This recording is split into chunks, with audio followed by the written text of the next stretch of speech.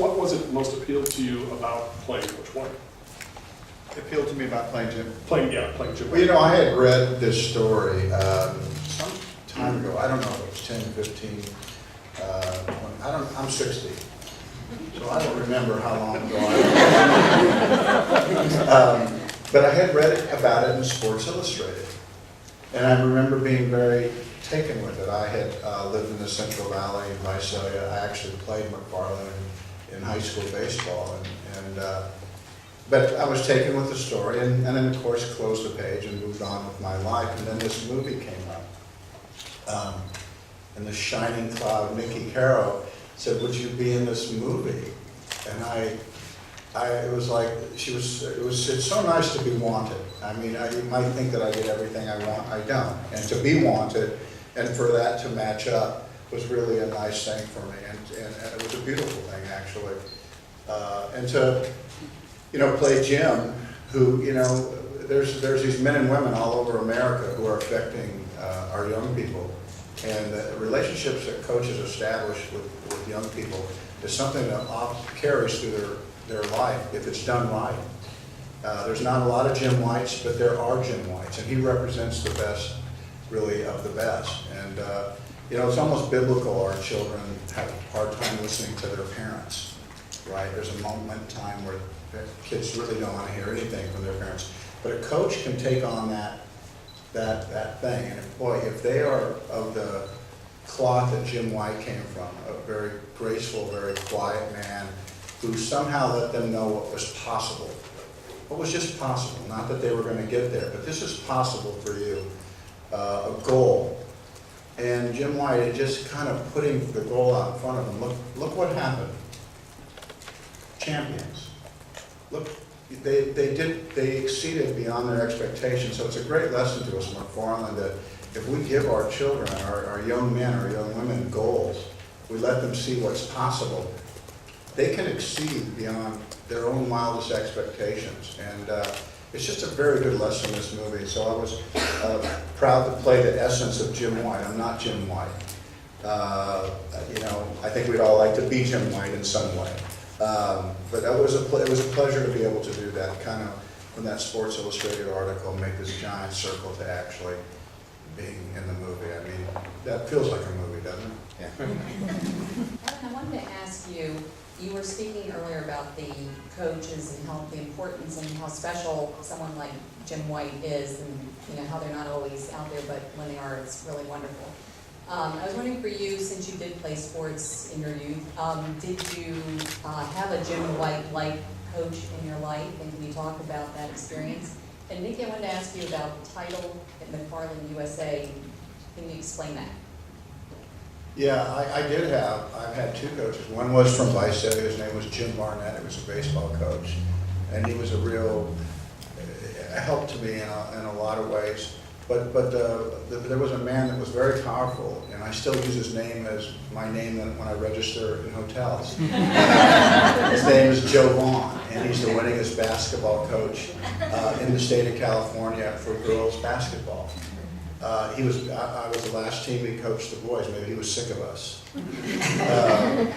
But he was the kind of person. I remember I started to get in just a little bit of trouble in high school, and he just took me off to the side. He said, "I heard you."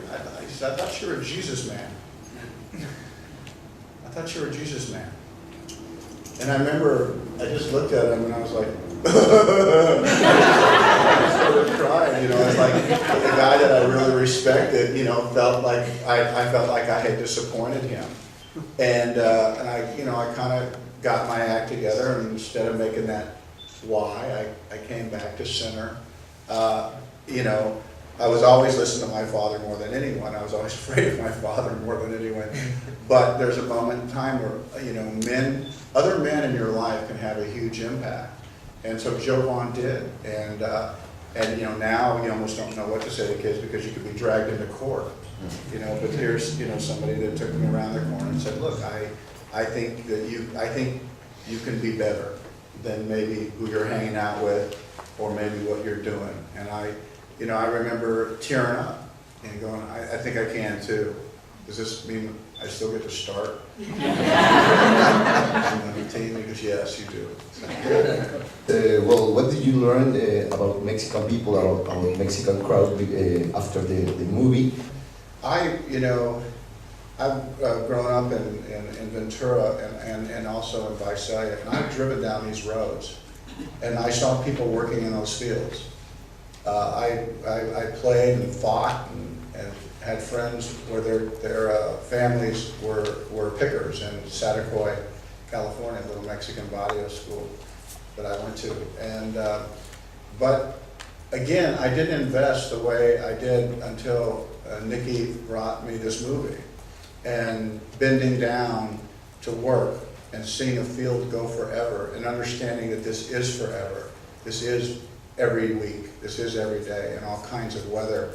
The appreciation of who these people are. This is as American story as you can possibly have.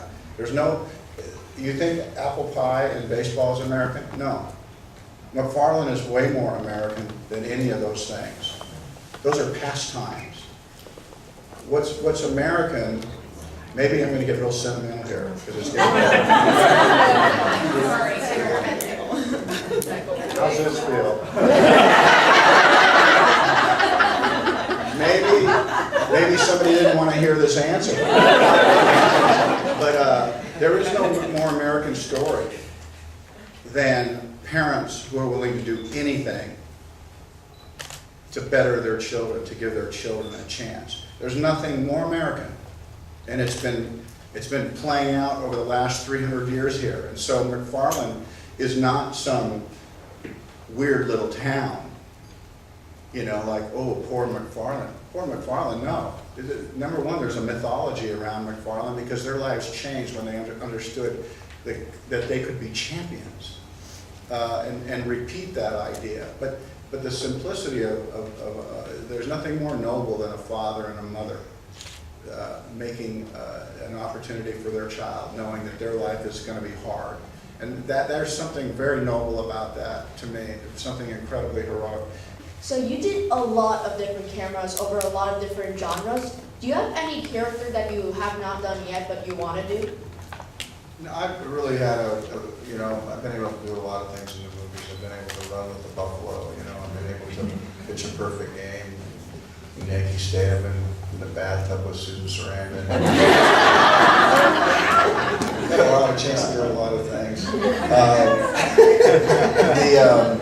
And I enjoy sports, but I enjoy sports so much to the point that I wouldn't do a movie unless I thought it had a chance to be good. That's how much I like them. I'm not dying to do a sports thing and have it just look average. And no, I really, there's nothing that I covet out there. I wait for something to come along that really is a clear sound that I can respond to, and then I can just really move to it. Not looking for, the next, the next sports movie at all by any stretch. I did 2 sports movies back to back, Field of Dreams and Bull Durham. No one thought that was a smart idea, but those movies separated themselves so much. So if I plan my life so much in advance, I'll miss this.